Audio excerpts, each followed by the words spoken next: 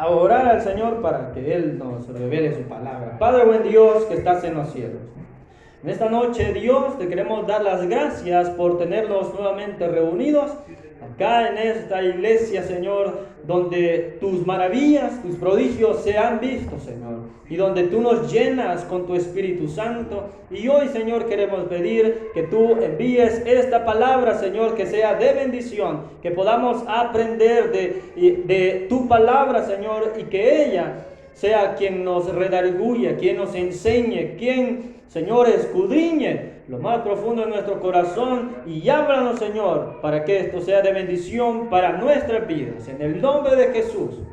Amén. Puede tomar su asiento, hermanas, hermanos. Entonces vamos a ver Juan, el Evangelio de Juan. Porque primeramente, usted sabe de que hay 4 evangelios en la Biblia. Ustedes los conocen, ¿verdad? Mateo, Marcos, Lucas y Juan. Entonces son 4 evangelios que contiene la palabra del Señor. Es decir, están en el canon bíblico. Pero déjeme decirle que también existieron otros evangelios. Y se ha sabido, o se sabe, mejor dicho, de que por lo menos hay 22 evangelios. 22 evangelios. Pero de todos esos evangelios que han existido, solamente se han considerado 4 en el canon bíblico. Pero no fue al azar. No crea que solo que dijeron esto vamos a poner solo por ponerlo. No. Nosotros sabemos que la palabra de Dios ha sido inspirada por Dios. Es decir, la Biblia contiene 66 libros y cada libro ha sido inspirado por Dios. Es una doctrina básica.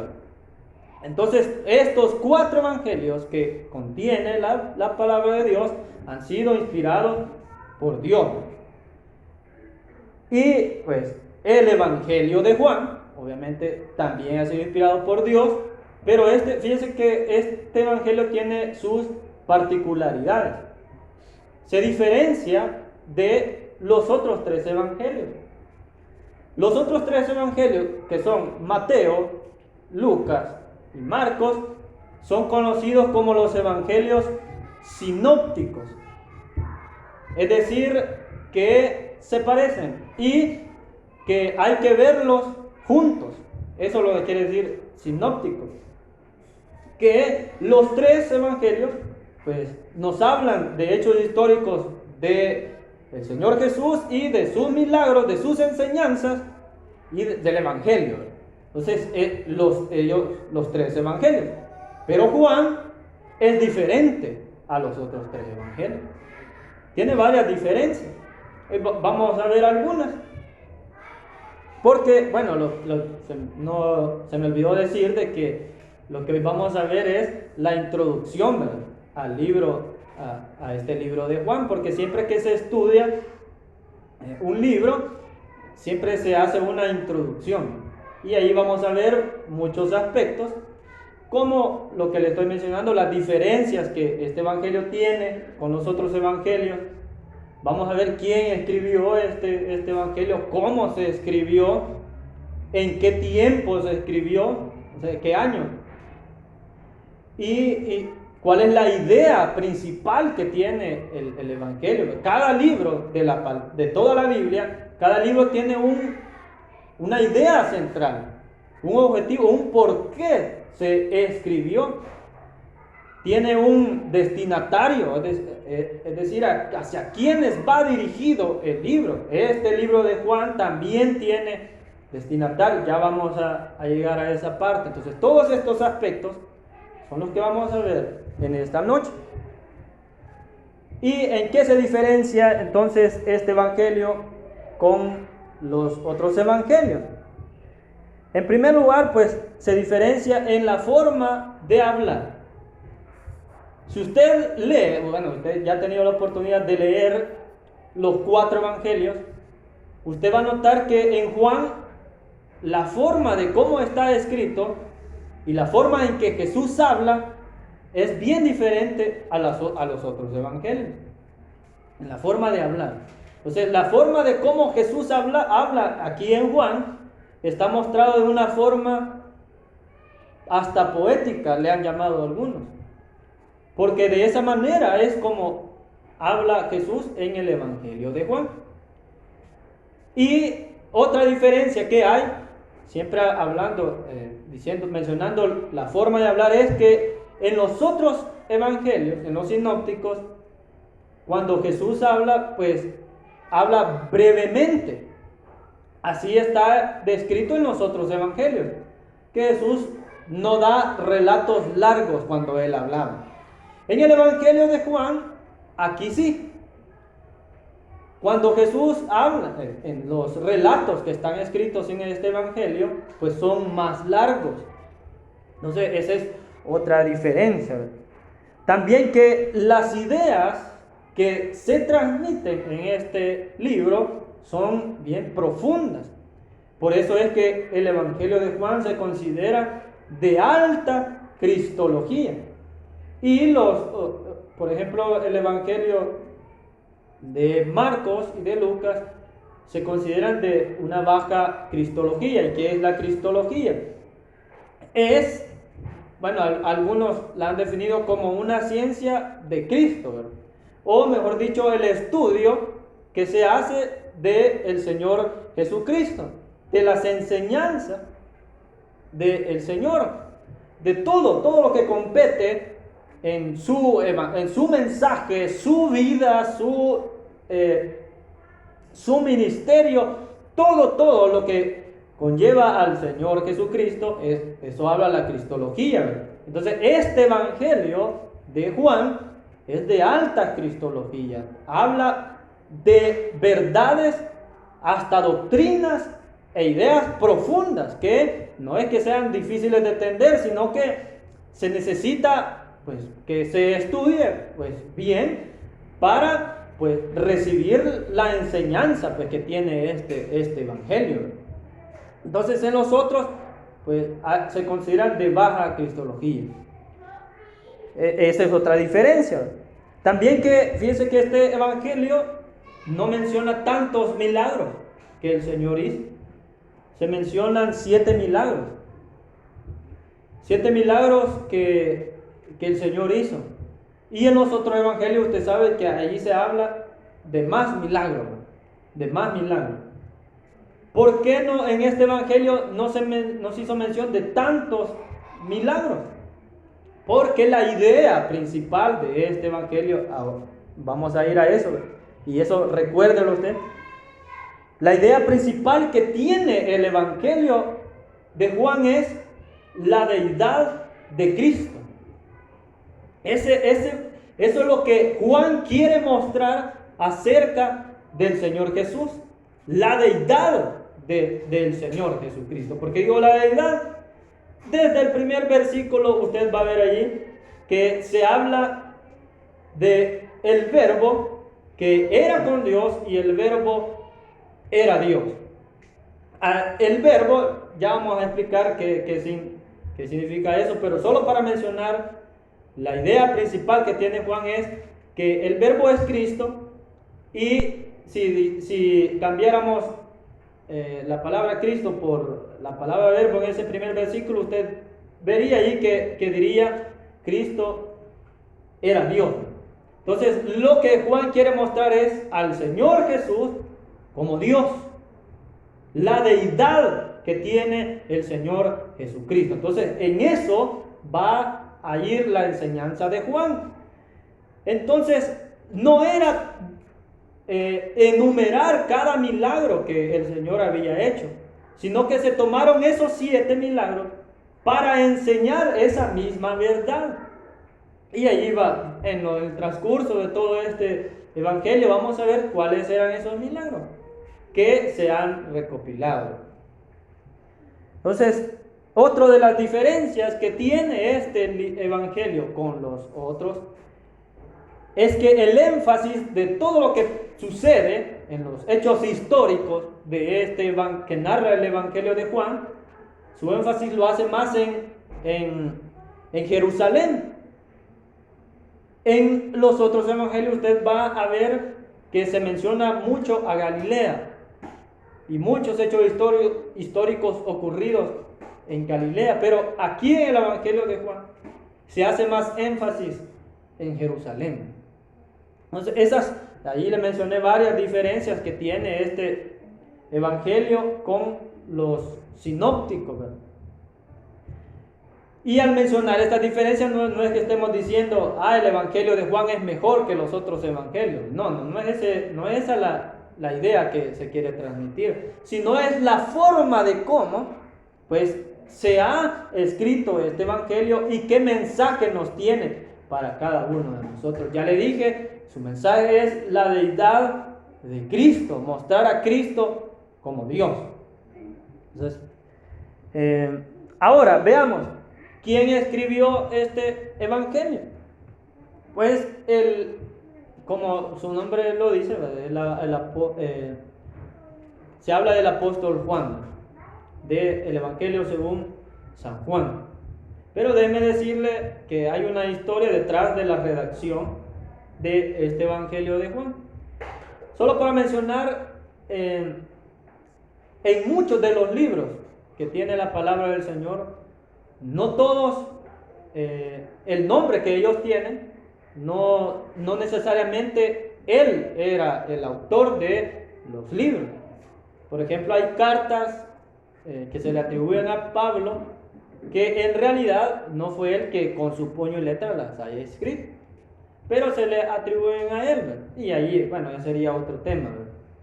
Pero se le daba los nombres a los libros, algunas veces años después de haberse escrito, se le daban nombres a los libros.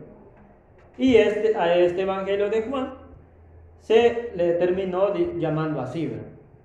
Porque la redacción de este evangelio se dio en la escuela teológica de Juan, que se desarrolló en la ciudad de Éfeso.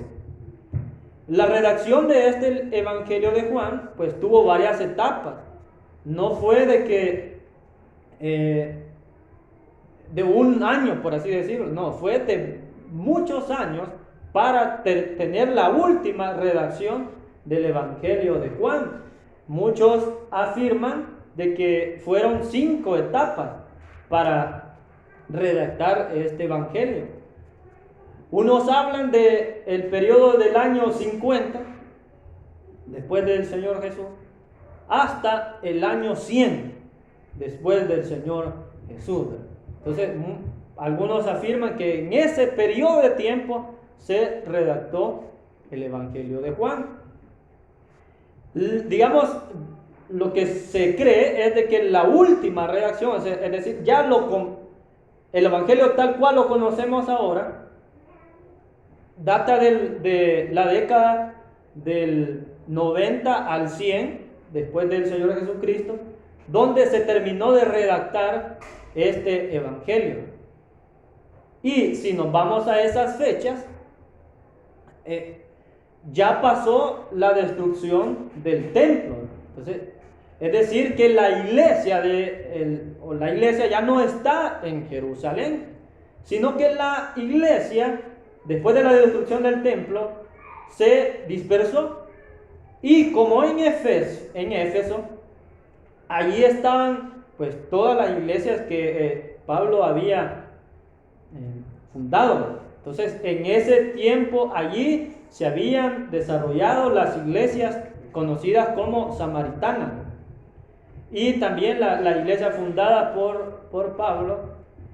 Y entonces Juan, que estaba en Jerusalén, también se fue a Éfeso.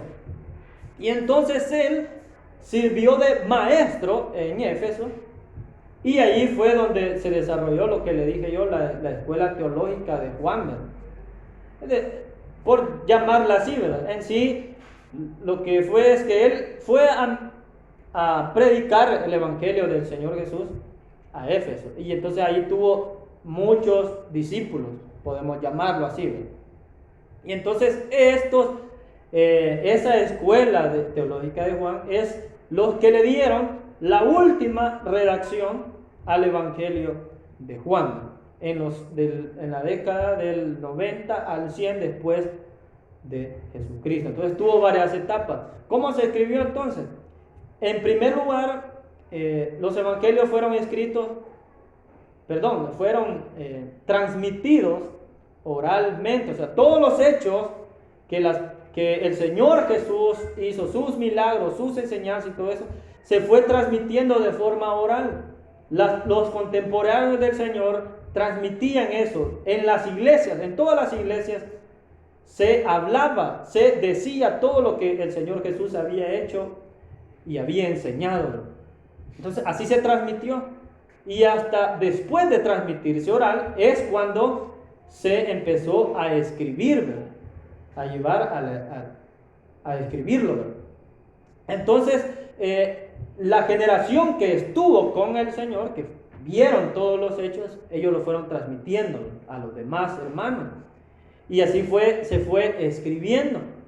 Entonces este Evangelio de Juan así inició, y su última redacción fue, ya les mencioné esos años, cuál fue, y se dio en Éfeso, ahí se terminó de redactar. Entonces a este Evangelio se le iban añadiendo cosas. Su primera redacción no era así como es hoy, ¿verdad? Era más corto, y entonces con el tiempo se le fueron añadiendo y añadiendo hasta completar lo que hoy conocemos como el Evangelio de Juan. Pero tampoco es que al azar se iban poniendo las cosas, no es así.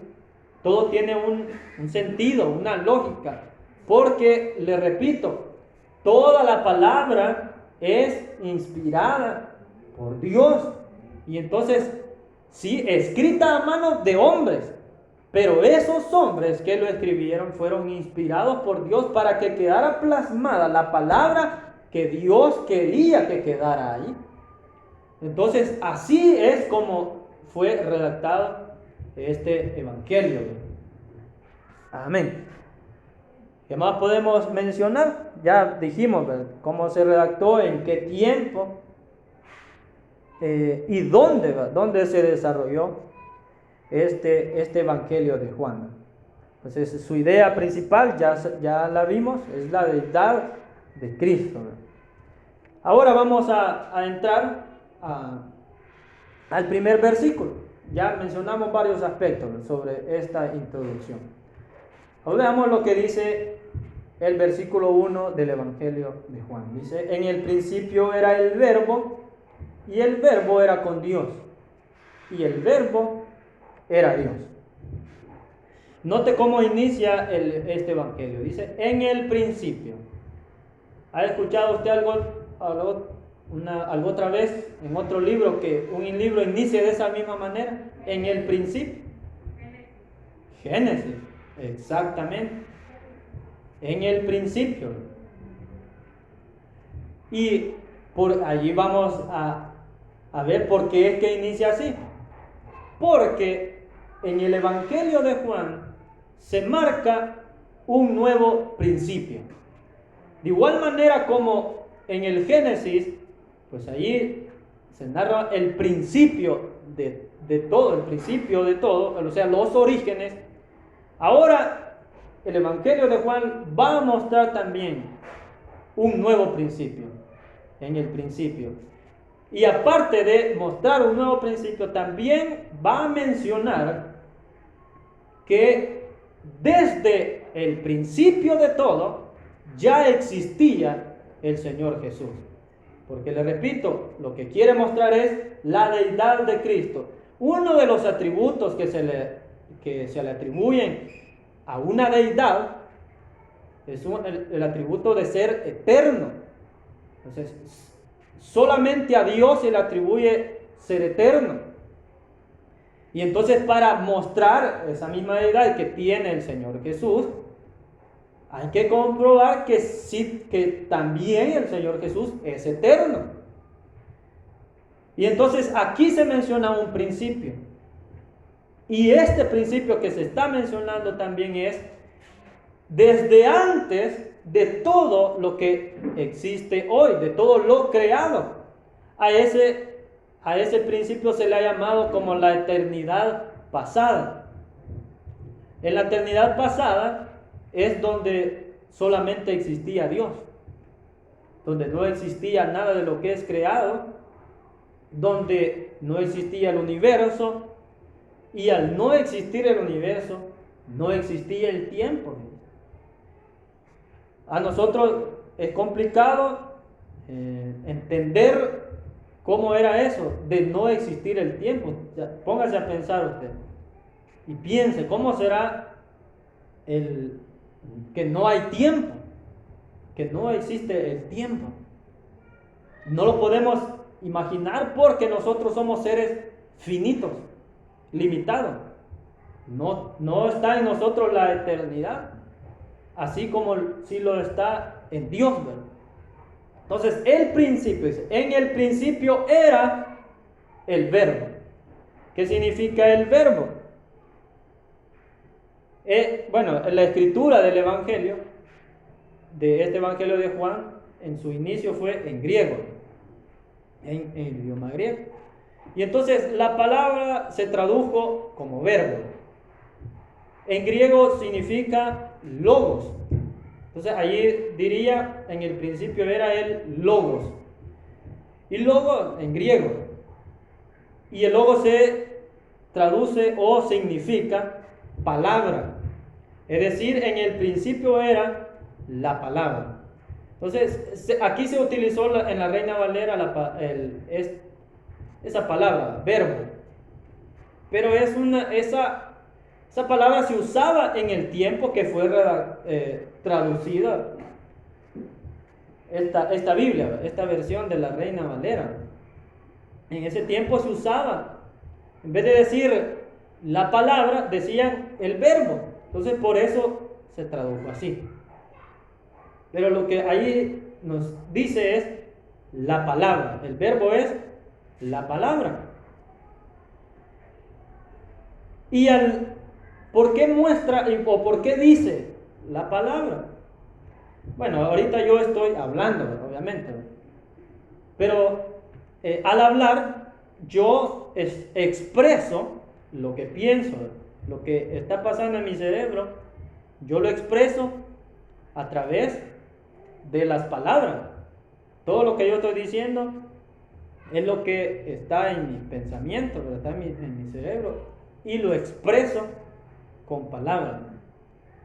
Entonces, al decir que era el verbo o la palabra, lo que ahí se está diciendo es que en el principio estaba la expresión de Dios. La palabra es la expresión de Dios. El verbo es la expresión de Dios. Y entonces, ¿en quién está la expresión de Dios? Es una pregunta. Es que en el Señor Jesucristo está la expresión de Dios. Jesucristo es la palabra de Dios, o sea, la expresión de Dios es el Señor Jesucristo. El Señor Jesucristo dijo que nadie había visto al Padre y que si lo vemos a Él es como que viésemos al Padre. Entonces lo que Él está diciendo es: yo soy la expresión de Dios. Y hasta le decía a los discípulos: ¿cuánto tiempo he estado con ustedes? Y aún dice que no lo conocían. Muéstranos al Padre, le preguntaban. Muéstranos al Padre. Pero entonces Él enseñaba y decía eso: quien me ha visto a mí, ha visto al Padre. Porque en el Señor Jesucristo está la expresión de Dios. En Él está, en el Señor Jesucristo. Por eso es el verbo, la palabra, es la expresión de Dios que está en el Señor Jesús. Entonces, este versículo 1 nos muestra al Señor Jesús como alguien preexistente, porque ahí se usa la palabra era el verbo, en el principio. Después dice en el verbo era con Dios, y el verbo era Dios. Esa palabra era está en tiempo del pasado imperfecto, el pasado pretérito imperfecto. Y usted me dirá, ¿y eso qué es? Entonces, todas las palabras que implican acción se conjugan, ¿verdad?, en su tiempo y todo es en el pasado. Por ejemplo, la palabra correr. Si usted dice corrí, pues ahí usted rápido entiende que está hablando en pasado, ¿no? O si dice correré, está hablando que lo va a hacer en el futuro. Entonces, todas las palabras tienen un tiempo. Entonces, del pasado hay un pasado que es perfecto, es decir, que una acción que se hizo en el pasado y se acabó, ya está hecha en el pasado. Pero este pasado imperfecto es que existe en el pasado, existe hoy y sigue y probablemente va a seguir existiendo. Entonces, cuando dice el principio era el verbo, está diciendo existía ya la palabra desde el principio. Ya existía la expresión de Dios, es decir, ya existía el Señor Jesucristo desde el principio. Ya existía. Por tanto, existe hoy también. Y pues en otras partes de la palabra del Señor se nos afirma de que el Señor es el mismo de ayer, de hoy y por los siglos, por siempre. Entonces, en el principio era el verbo, es decir, existía ya el Señor. Entonces, eso va en línea de esa deidad del Señor Jesucristo. También dice, el verbo era con Dios. Alguien podría decir, estaba con Dios. No, ahí dice, el verbo era con Dios. Que en el principio el Señor existía allí. Y luego dice, el verbo era Dios. Allí nosotros rápidamente podremos ver que lo que nos está diciendo que el verbo también es Dios, que es Dios. Pero en sí no está diciendo eso, sino que no hay manera de cómo traducir del original, no hay otra forma de cómo traducir al español esa frase, ¿verdad? Entonces por eso se ha traducido como el verbo era Dios. A lo que quiere decir es que el verbo tiene la deidad de Dios. Eso es lo que quiere decir. El verbo era Dios, que en él está la deidad, que en la palabra o la expresión de Dios está la deidad de Dios. Entonces este primer versículo, como le dije, nos habla de la preexistencia del Señor Jesucristo, ¿no? Es decir, que ha existido ayer, existe hoy y seguirá. Y seguirá existiendo. Porque Él tiene el atributo de ser eterno. Ya le dije, ¿verdad? Ese atributo solo se le atribuye a Dios. Por tanto, Jesucristo tiene la deidad también. En Él está la deidad. Entonces, eso es lo que nos muestra en este primer versículo. En el segundo versículo viene a repetir, ¿verdad?, lo que se ha mencionado cuando dice, este era en el principio con Dios. Eso ya se había mencionado. Déjeme decirle de que el versículo del 1 al 5 son un himno. Eso no lo había mencionado. Pero del versículo 1 al 5 es un himno. Es una parte de un himno. Y más adelante, en los otros del versículo 6 al 9, si no mal recuerdo, no es parte del himno, sino que hasta después se retoma otra vez el himno.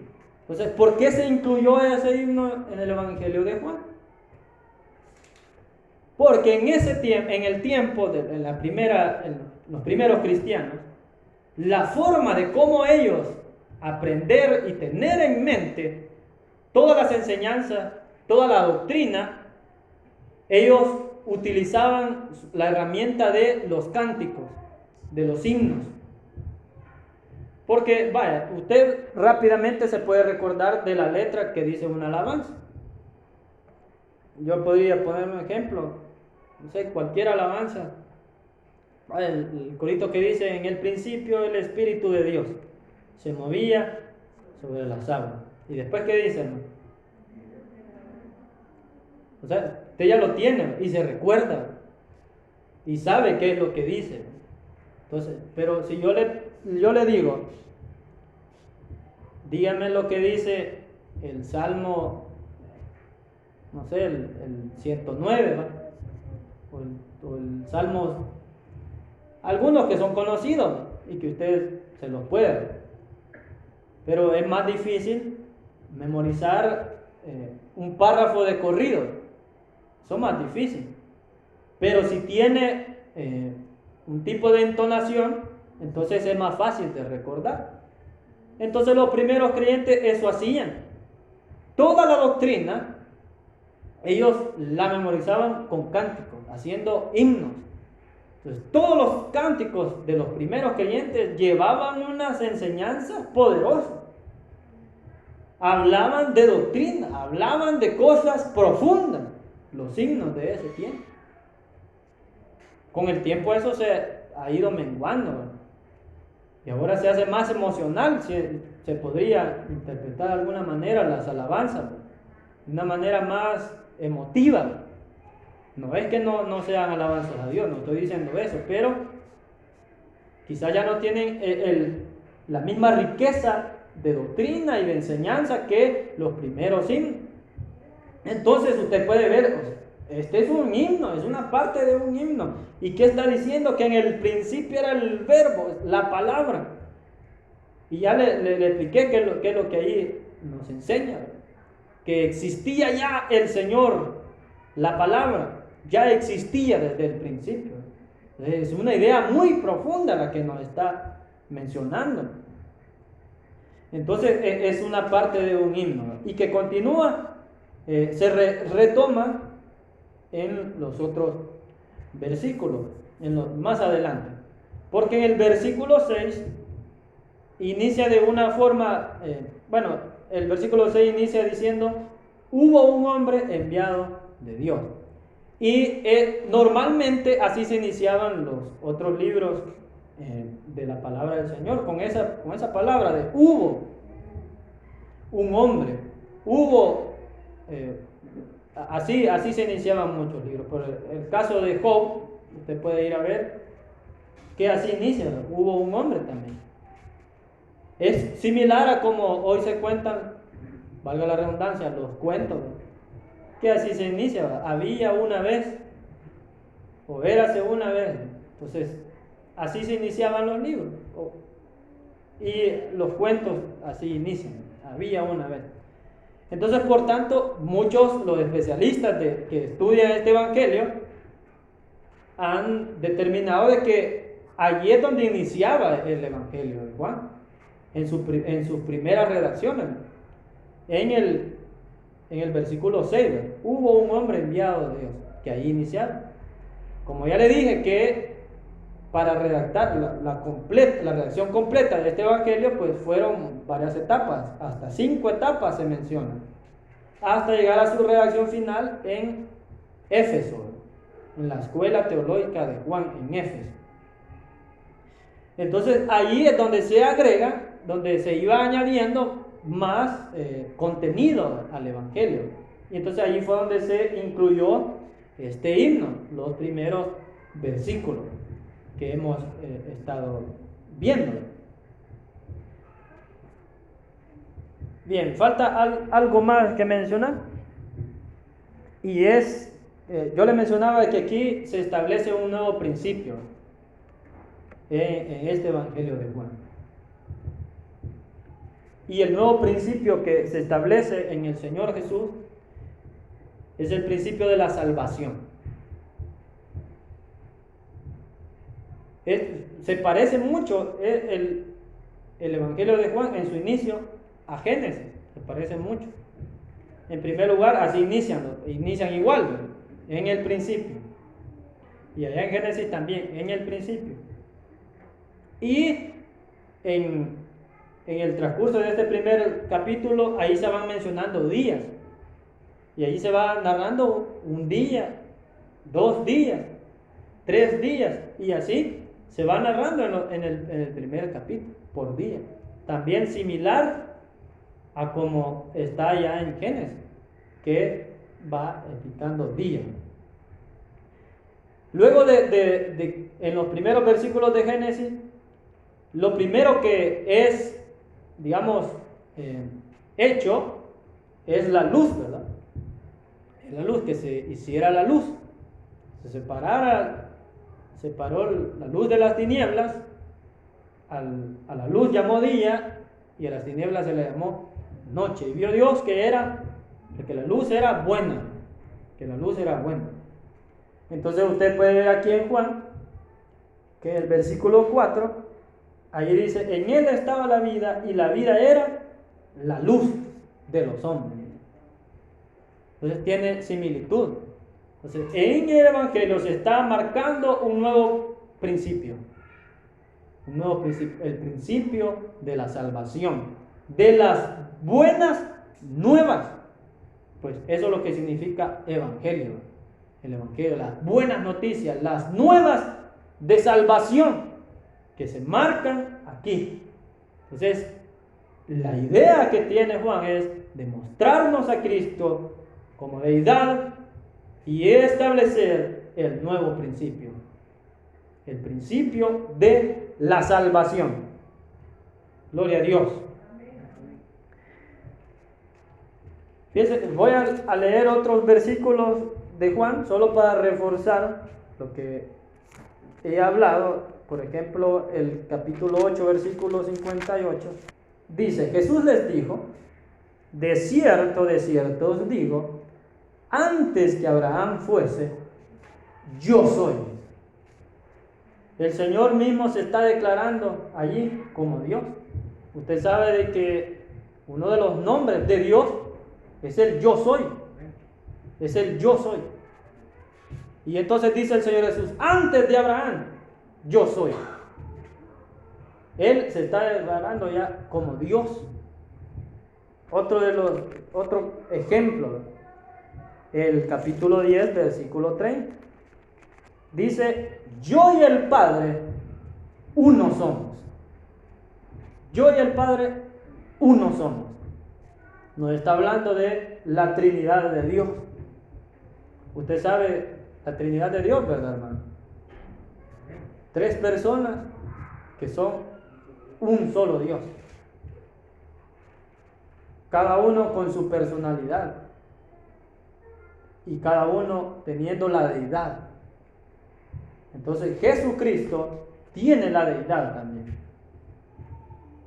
Y otro ejemplo, capítulo 14, versículo 8. Felipe le dijo, Señor, muéstranos al Padre y nos basta. Jesús le dijo, tanto tiempo hace que estoy con vosotros y no me has conocido, Felipe. El que me ha visto a mí, ha visto al Padre. ¿Cómo pues dices tú, muéstranos al Padre? Quien ha visto al Señor Jesús, ha visto al Padre.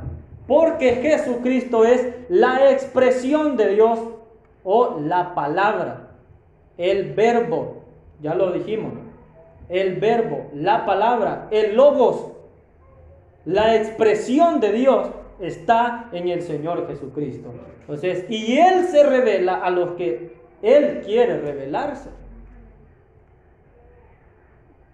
Porque a nosotros se nos ha revelado el Señor Jesús. No es que nosotros lo hayamos encontrado, no, Él se nos reveló a nosotros. Se nos revela a nosotros. Entonces, la expresión de Dios, la palabra, ha sido revelada a nosotros. Quien ha visto al Señor Jesús, ha visto al Padre. Si usted quiere conocer a Dios, vea a Jesús. Si quiere conocer al Padre, vea al Señor Jesucristo, porque así como Él habla, así habla también Dios. Así como el Señor Jesús nos ha amado, también nos ha amado Dios, el Padre. Entonces, quien ha visto al Señor Jesús, ha visto al Padre.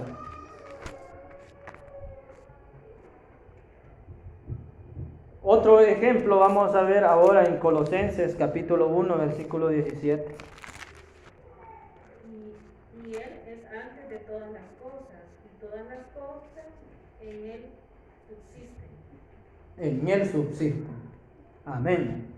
Allí está reforzando la preexistencia que tiene el Señor. Gloria al Señor. Oremos al Señor. Padre que estás en los cielos, te damos gracias, Señor, por la oportunidad que nos diste de reunirnos hoy, de poder estar en este culto, adorando tu nombre, alabando tu nombre, recibiendo de ti, Señor, y aprendiendo también de tu palabra. Señor, ahora pedimos, Señor, que tú nos lleves con bien a nuestros hogares, que limpies el camino, que nos guíes, Señor, hasta donde vamos, Señor, y que nos ayude siempre de nuestra vida cristiana a dar buen testimonio de que somos hijos tuyos, Señor, y danos un sueño reparador en la noche, y si tú lo permites, nos seguirás dando vida el día de mañana, Señor. Ten misericordia de esta nación, Señor, y de las naciones vecinas, Dios, que, Señor, ya pase toda tempestad en el nombre de Jesús, Señor, y que aquí, Señor, no llegue ningún tipo de destrucción, en el nombre de Jesús.